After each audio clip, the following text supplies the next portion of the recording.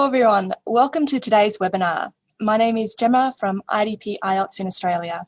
Today we're joined by IELTS expert Don Oliver, who'll be running a masterclass about writing task 2 for academic and general training.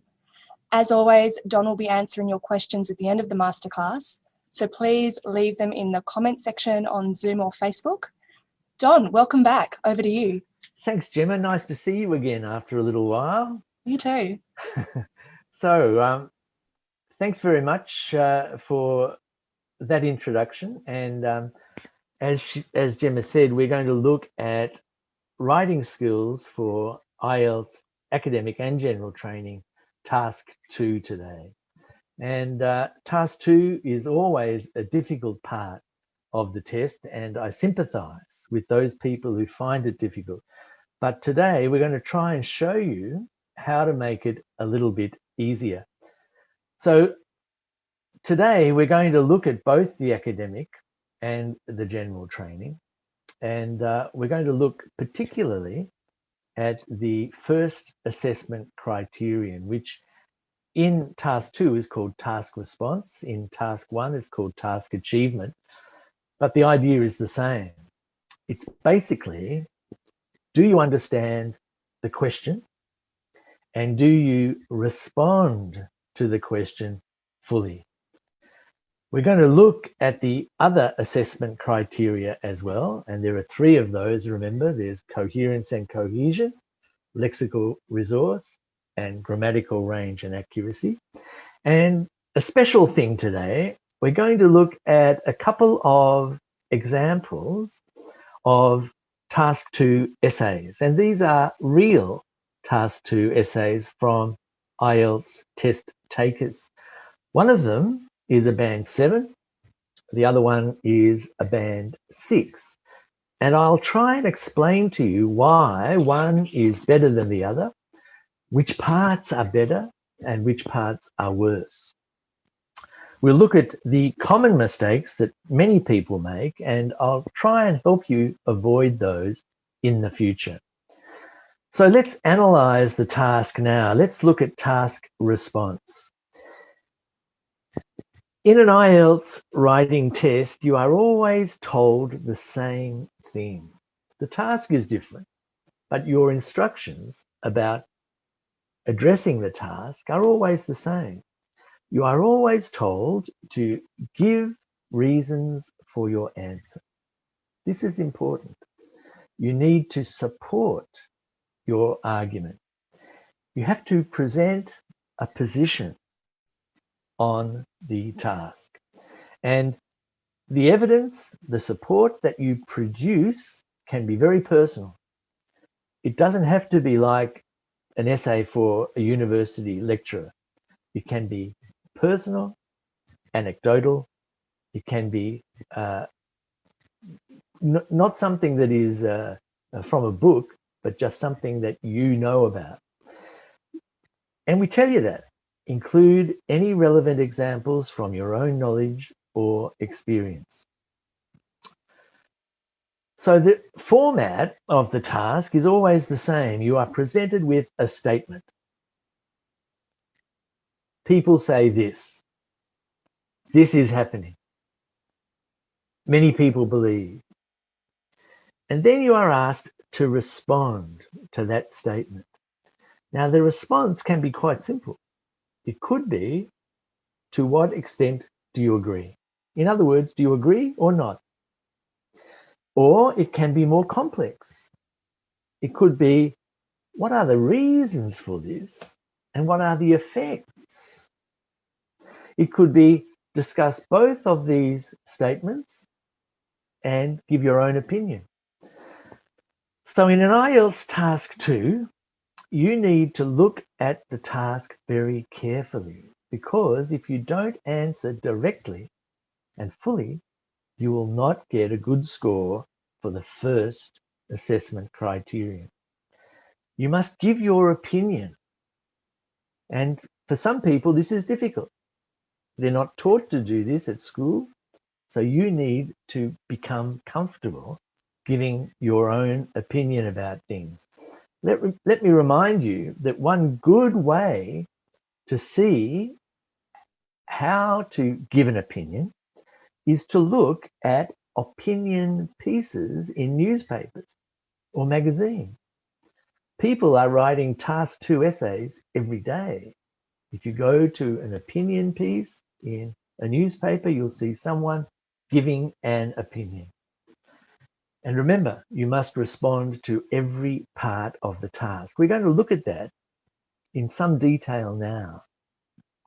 Here is an example of a task 2 task. And I'm asking you, how many parts are there to this task? Read it now. Music and film are important ways that a country expresses its culture. Governments should therefore support the local music and film industries financially. This is the statement. This statement has 2 sentences in it. It's quite complex. How many parts do you have to talk about in your essay? Well, we have to talk about music and film. If your essay is just talking about film, or if it's just talking about music, you won't get more than a band 5 for the first assessment criterion. We're talking about music and film not as a financial thing, we're talking about it as an expression of culture. So you have to talk about those things in those terms, how it expresses the character of a country, how it expresses the history of a country. Then we're asked about government support. Well, does the government simply give an award to someone, to a musician? No, we're asked about financial support. In other words, to what degree should the government give money to musicians and filmmakers? Do you see here that we have spent a couple of minutes analysing the task in order to give an answer that will fully address the task? If you do this, you'll score highly in that first criterion, task response. You analyse and then you provide an answer that covers all of those things. Finally, you are asked to respond. And here the response is quite simple. Do you agree or not? Okay, let's practice this. Here is another task. In many countries today, people are choosing to have fewer children. Why? And what are the effects on society? So how many parts are there to this statement? The first statement, in many countries today, people are choosing to have fewer children. Well, it's a simple statement. It's really just one idea. People are having fewer children. But how many parts are there to the response? Well, there are 2. The reason and the effect on society. Now, this is important because you may be talking about the psychology of people. You may be talking about financial strains on people. You may be talking about why people don't want to bring children into the world when there's a pandemic, right? But you have to talk about the effect on, not individuals, on society. So will society be affected? That's an important thing. Again, we have analysed the question and now we can give an answer that is complete. So you must do this for task response. Let's look at the other assessment criteria now. And the other assessment criteria, I think you probably know very well. They are the same for academic and general training, task 1 and 2. They are coherence and cohesion. They are lexical resource They are grammatical range and accuracy. Let's look at each of these in turn and try and work out what they mean. What, for example, is coherence and cohesion? I hope you have in front of you or some access to the public version of the assessment criteria. You will find these on the IELTS.com website. If you have them in front of you now, look at them. Here they are on the screen, and we're going to look at each of these criteria in some detail. We already looked at task response. We already said that you have to address all parts of the task. And you can see there at band 7, that is something that you must do in order to get a band 7, 8, or 9. And a band 6 for that matter. But if you don't address the task, you won't get more than a band 5, maybe a band 4. To go to coherence and cohesion, you'll see that you are asked to use a range of cohesive devices. Words like so, but, of course, because, but more complicated ones too, on the other hand, as a matter of fact, as a consequence. But it's not just those words, it's also using articles, are and the. It's using pronouns correctly, it, those things. That is a part of coherence and cohesion. The way that we can understand how ideas are connected together, that is cohesion. And the other thing, important thing about this criterion is paragraphing. Each paragraph should be logical. It should have a central idea that you develop.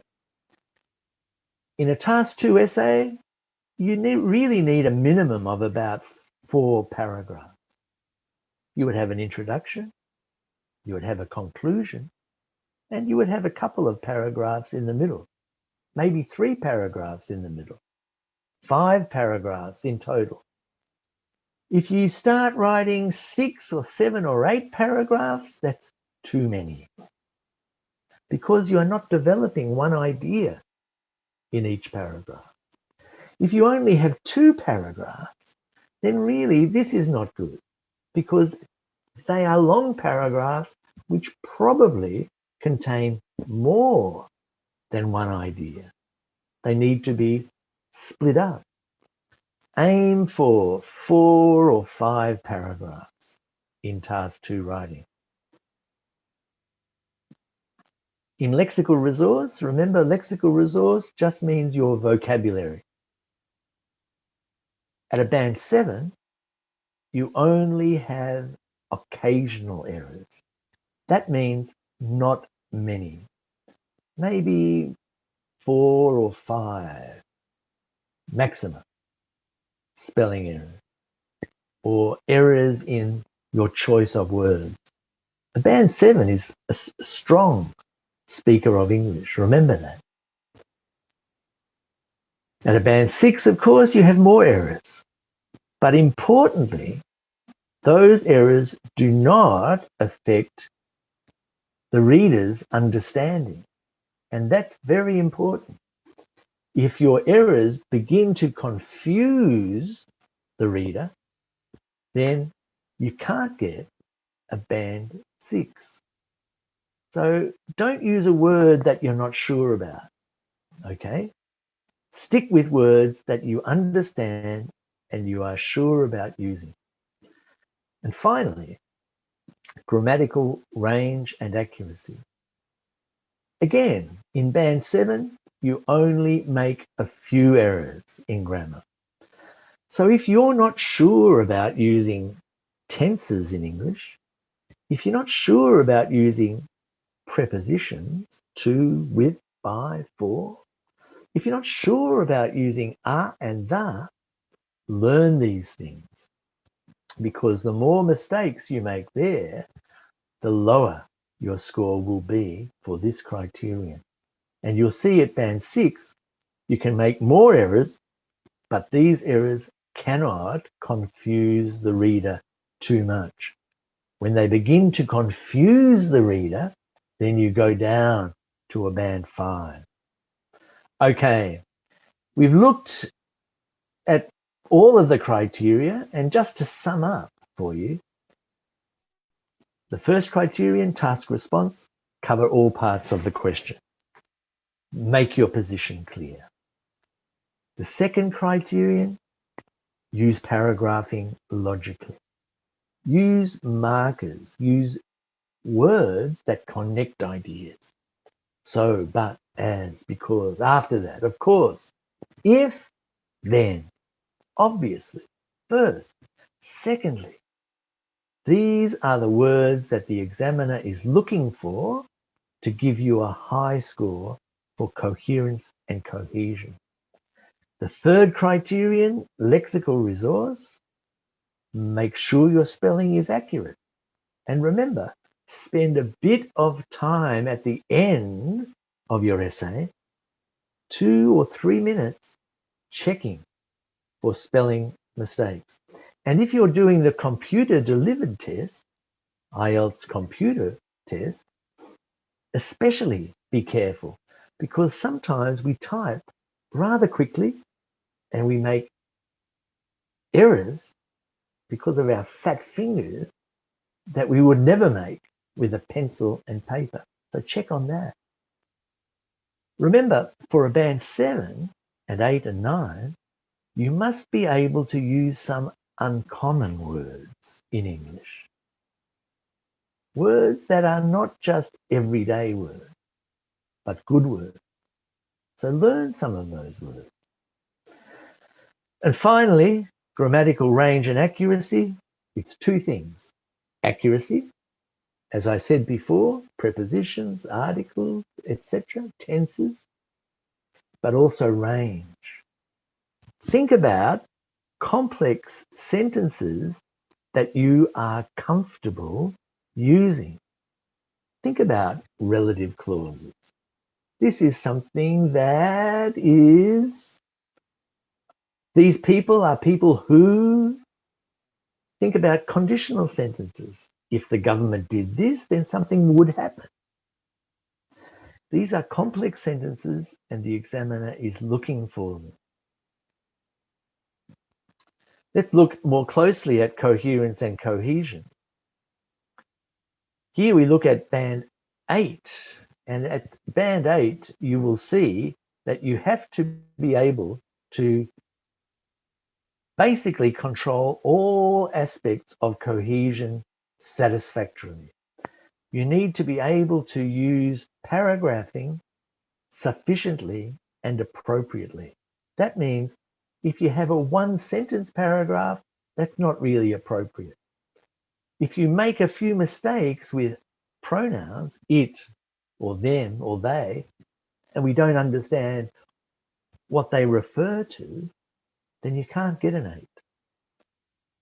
At a band 7, you can make a few mistakes with those things, but not too many.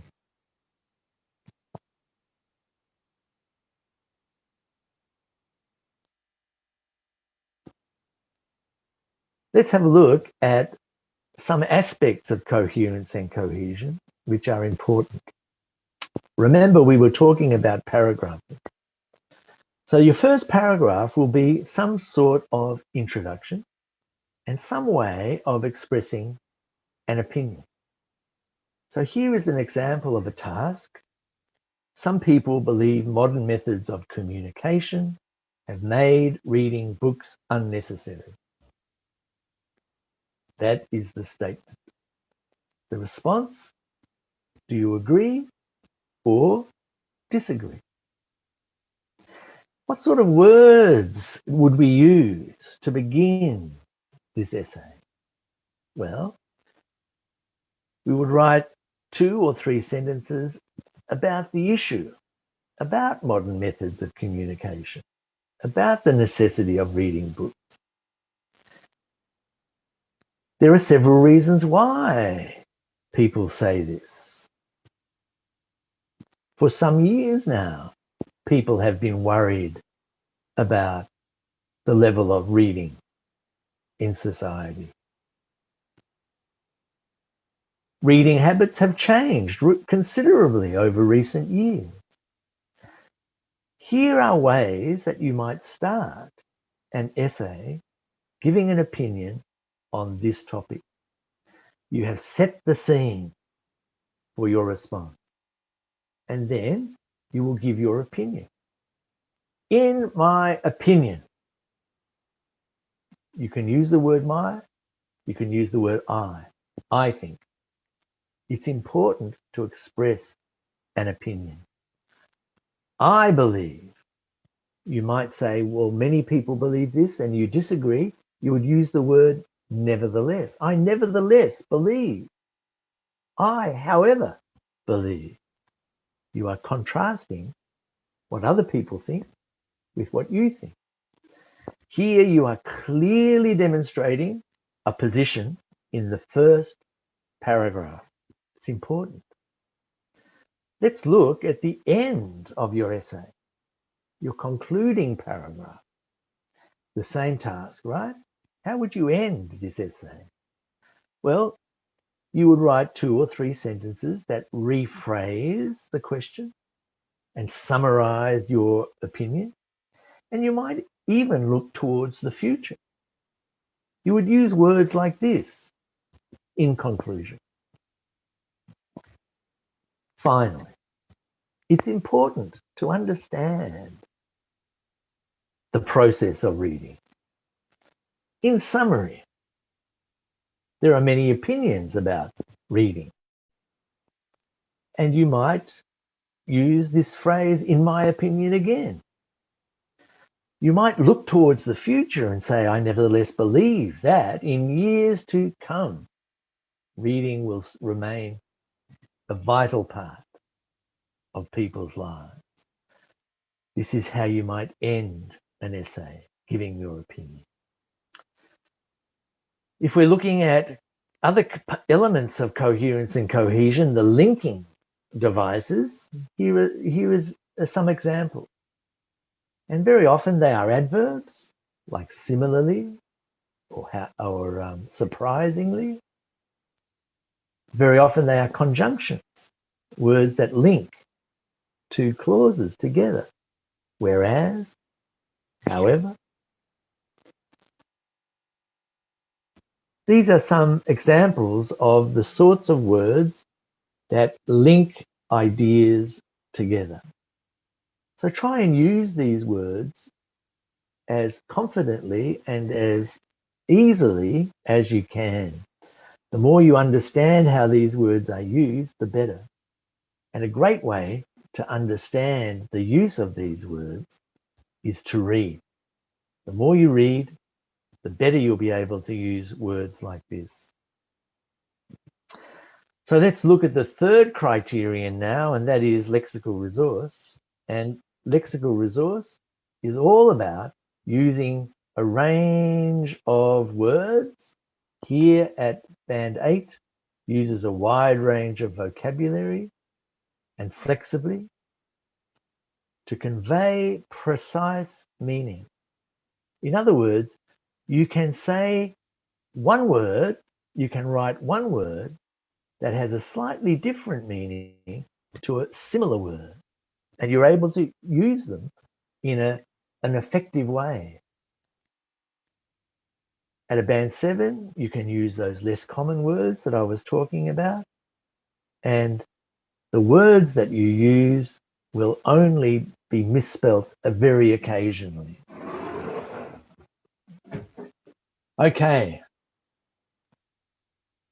These are important elements of lexical resource. Let's look at another task.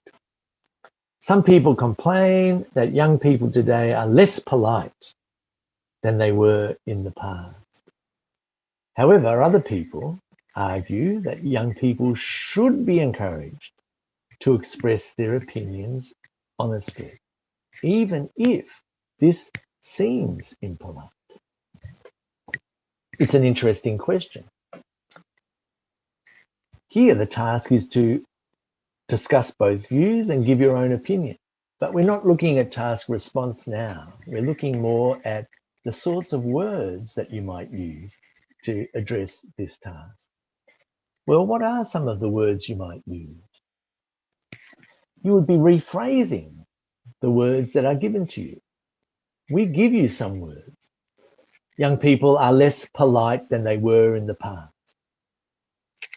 You might rephrase this as they have somehow become ruder. Immediately, you are showing the examiner that you have a good grasp of different ways of expressing the same idea in English. They should be encouraged to express their opinions honestly, but you say they should be encouraged to speak out and voice their opinion. Again, you are telling the examiner that you are worthy of a band 8 or 9 because you are using words precisely, and they are your own words. They're not just the words that we give you in the task.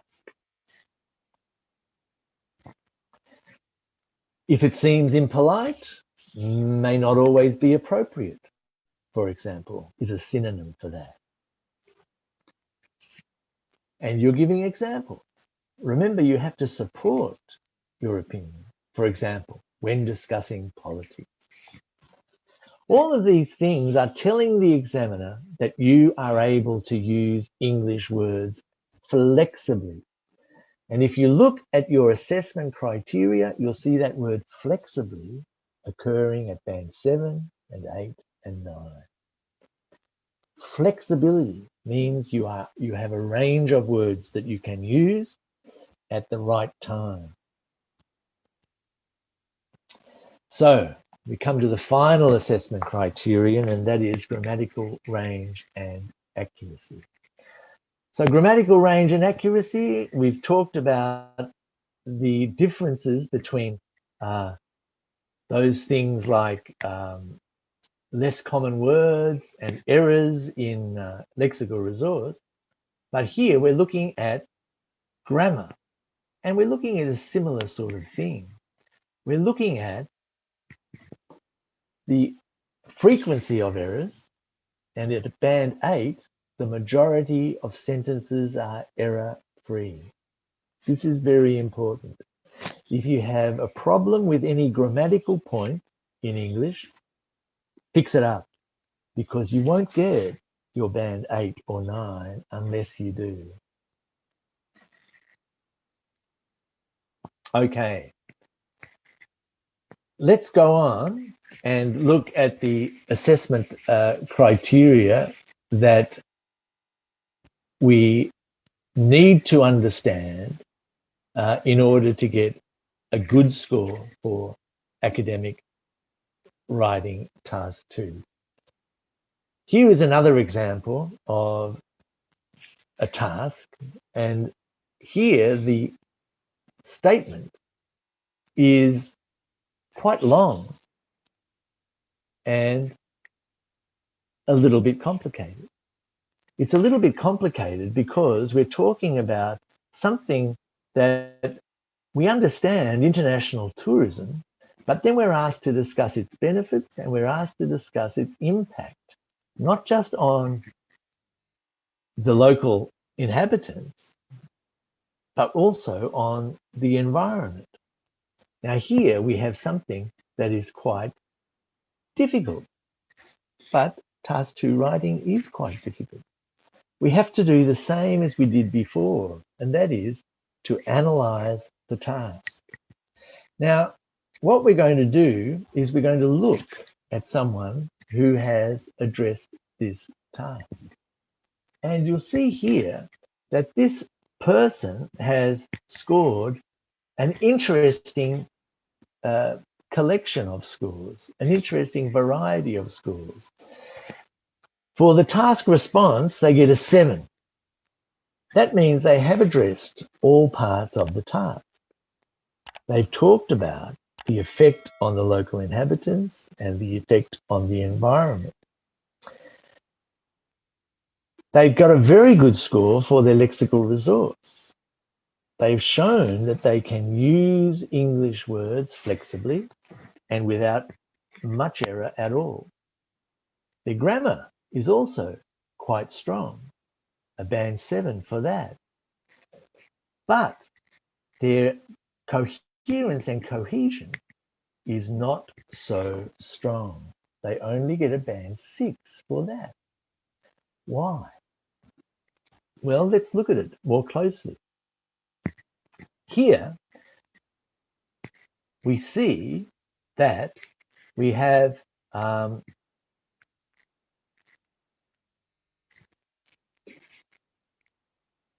good start. Tourism is a very big industry. And then they make a few errors which prevent them from getting the score that they need in coherence and cohesion. Do you see here? They say, arguments have come up regarding the benefits and negative impacts of tourism on places and on its local inhabitants. Now, why is this a problem? Remember I talked about pronouns before? What does the pronoun refer to?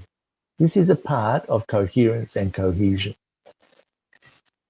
Talking about the impacts of tourism on places and on its local inhabitants. Well, places is plural and its is singular.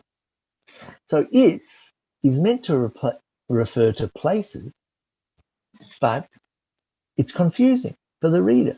Does it refer to places or does it refer to tourism? If you keep going here, you'll see that there are other mistakes with pronouns. More money is circulated within the country, and even the stability of their currency's rate of exchange persists.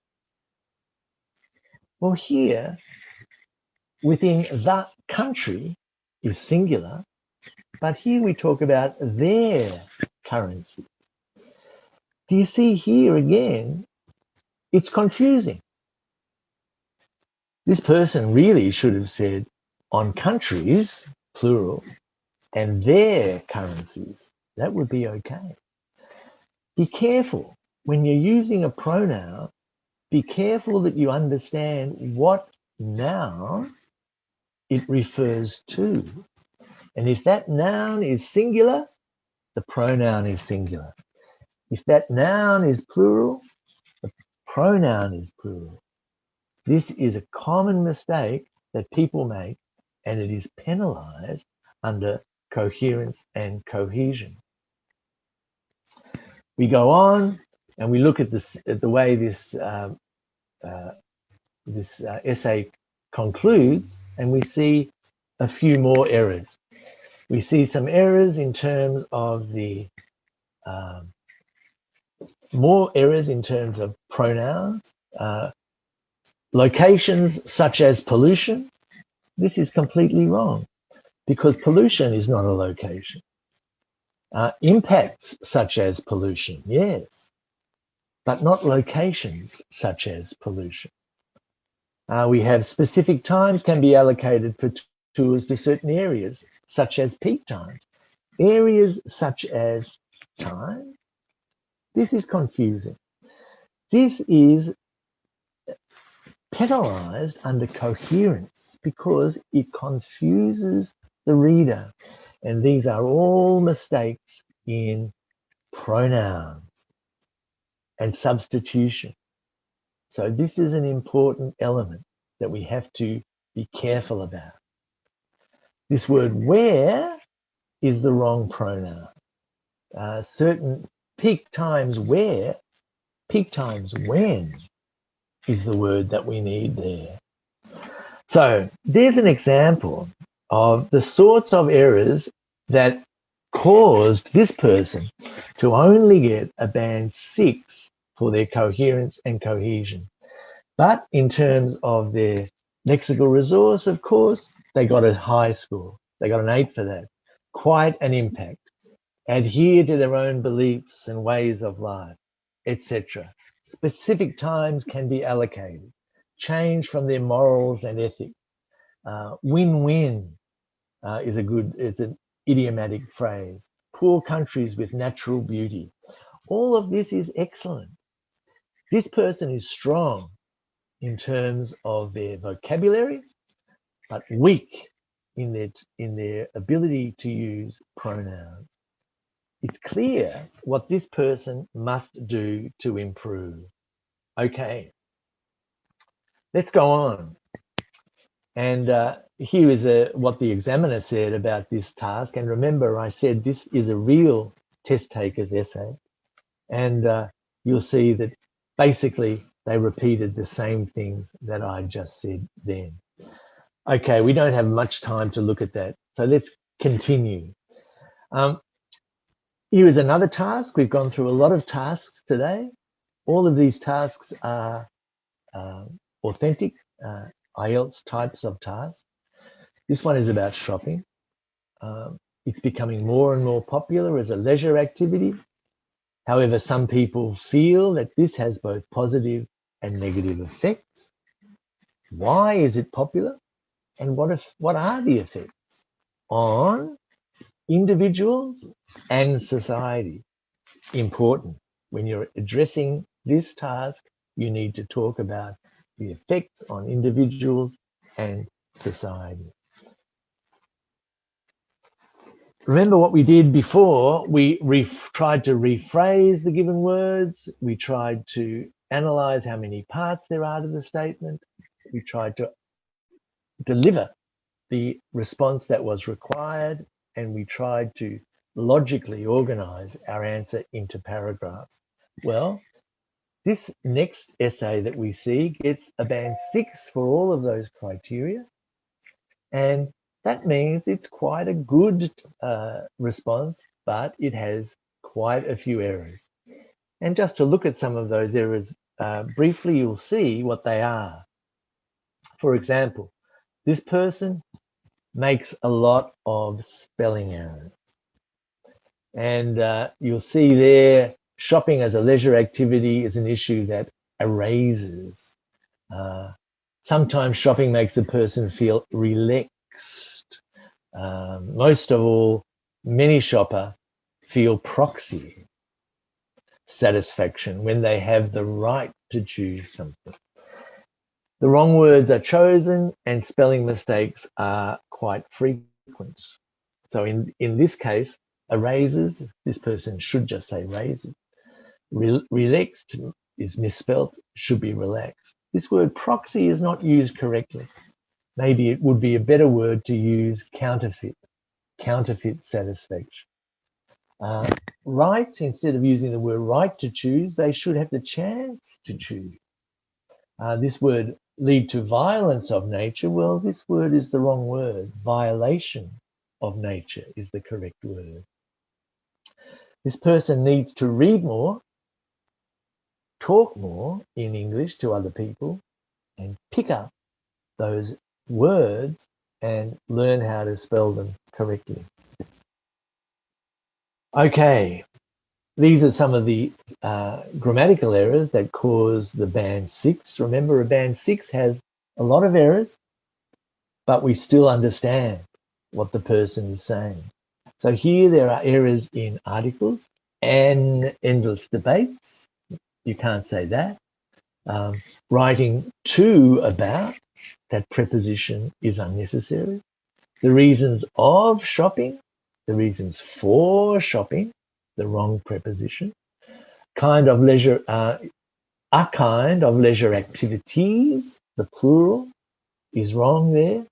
And you can see all of those errors marked in green on your screen indicate that there are too many errors to get a band 7 for grammar. This person is a very typical band 6 in writing. This person may, in fact, get a better score in speaking because, of course, we don't have to assess anyone's spelling. But their use of those grammar errors will also affect their speaking score. Okay. That essay continues and finishes. There are quite a few paragraphs, and the paragraphing is not always logical. We won't keep looking at that because we're running out of time, and I want to get onto some questions, but it may be possible for us to put those essays up on our Facebook page for you to look at. Other types of questions you will find in Task 2 writing. There are many different types of questions, but these are some examples. Discuss both views and give your own opinion. Why is this and what can be done about it? In other words, what are the causes and what are the solutions to a problem? Is this true or not? And what is the best way to solve the problem? What are the benefits? And which is the best of these options? These are typical Task 2 types of task.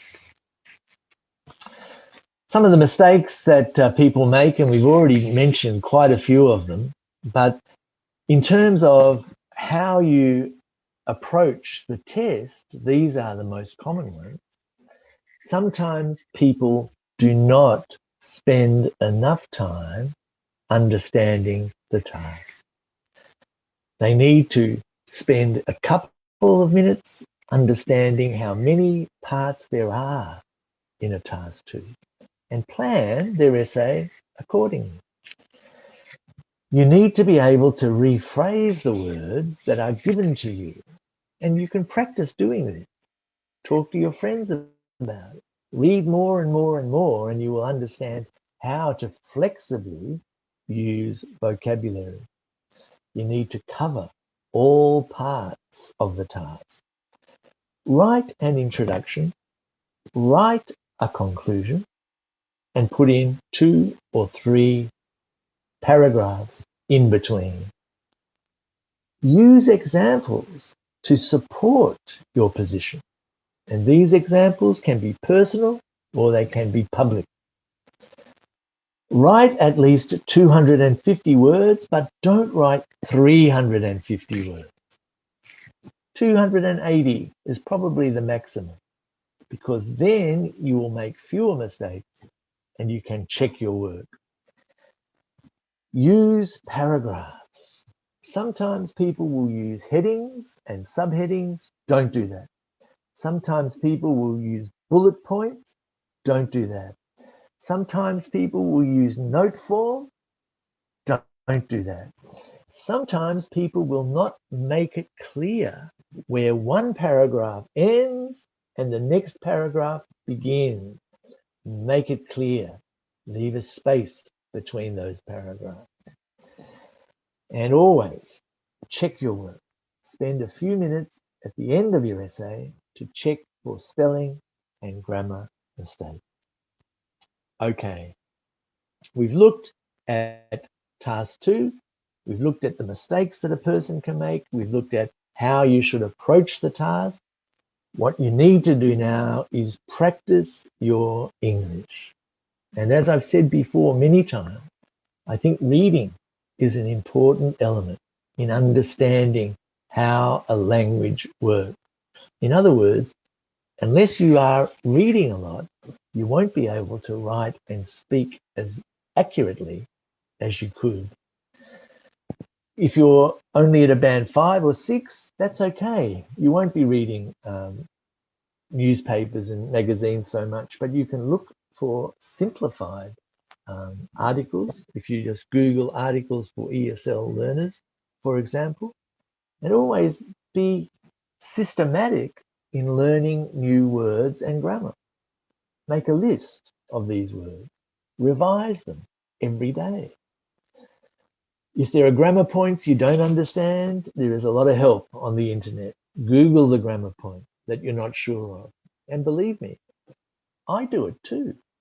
Sometimes I'm not quite sure, is that grammatical or not? I use Google. Show your work to other people. If you have a teacher that you trust, then show it to them. If you have a friend that you trust, show it to them. If you have a neighbor who speaks English, show them. They'll be happy to help you, I'm sure. Your next steps, of course, are obvious. Go to the IELTS.com website. There are lots of materials there for you to look at. Join our global community on Facebook. And as I said, we will answer questions on Facebook. Any ones we don't get to answer today, we'll put them there. We might put those essays that I was looking at today on Facebook as well. Other IELTS support materials are our support videos. You can look at those. There is the official IELTS YouTube channel, which has a lot of very important information on it as well. Okay, we've nearly come to the end of this presentation, but I'd like to remind you about our 7-day IELTS preparation challenge. It's free, and there are more details at that address down there at IELTS.com. Okay, I'm ready now for questions, and I hope that you have plenty to ask me because I am keen to answer them. Let me look here at the chat box, and I'll go up to the top, and it says, Don, you are so handsome. No. It says, let me look. I scored 7.5 in writing when I first took the IELTS last week. I'll be retaking it next month. My target score is 8. I hope to learn more today. Well, I hope you did. Now, let me get to a question. Emma. Emma. Back. Just to point you in the right direction, Don. Yes, thank you very much. Can you see the Q&A box there next to the chat? Oh, okay. Very good. Thank you very much. No worries. I guess I'm out of practice. Okay. Should we prepare any specific topics? Now, this is a very common question. And let me tell you that the IELTS item writers are people like me of a certain age who read serious newspapers. So anything in a serious newspaper that comes up, it might be about the environment, it might be about crime and punishment, it might be about education, it might be about bringing up children, it might be about urban planning. All of those topics can be used, can find their way into a writing test and a speaking test, if not to mention a reading test and a listening test as well. The more you are involved in serious issues of general interest, then the better you'll be prepared for an IELTS writing. I can't really give you a list of topics. I think they're obvious. Anything to do with education, health, cities, environment, etc. Janani Pathiraja is asking a question about a maximum word limit. There is no maximum word limit. You can write 900 words for your task 2, but don't. The more words you write, the more likely you are to make a mistake and more likely that your answer will lack focus. Remember, we talked about analyzing the task and saying, I have to answer this, this, this, and this. Do that.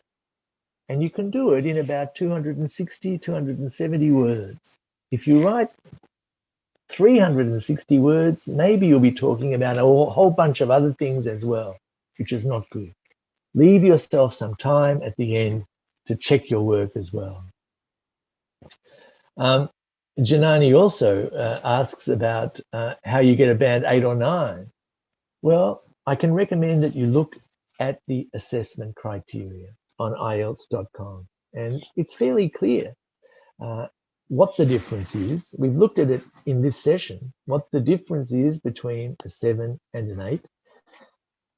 Well, for vocabulary and grammar, lexical resource and grammatical range and accuracy, it's how many errors you made, basically. In terms of task response. It's how well you develop your argument, your position, and how well you support it. Next question. Thanks, Jemmy. You're doing a great job, by the way. If the question asks us if we agree or not, how do you best answer this? The question is, should I give background on the given topics? Well, I think you should. The example that I gave before was how to give a little bit of background. Not a lot, 1 or 2 sentences saying why this is an important question. It may also help you develop your position if you think about why it is an issue. There's no real rule. You can state your view immediately if you want to, but you must state your view somewhere, and the earlier, the better.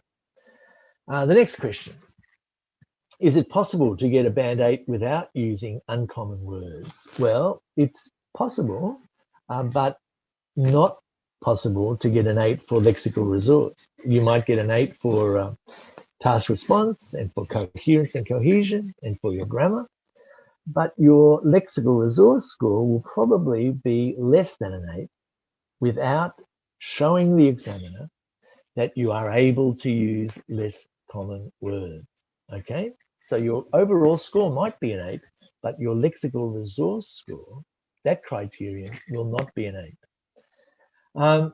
Next question. What is the minimum and maximum sentences per paragraph? There is no rule about this, but I would suggest as a rule of thumb, which is a beautiful idiom in English. In other words, it's just an approximate rule, not always true, but usually true. I would stick to 3 or 4 sentences in a paragraph. In 250 words, you can't write very many more than that. How to generate ideas for this type of question? Are there any resources which you would refer to? Yes, the sorts of resources I have mentioned already, reading magazines, newspapers and other things. But there are many resources on the internet. TED Talks, for example, if someone is talking about education, for example, or talking about the environment, or talking about crime and punishment, then they will have a lot of ideas.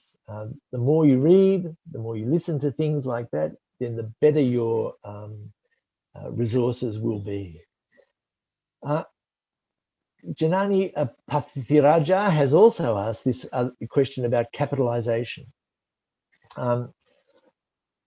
In your reading and your listening, capitalization is not important.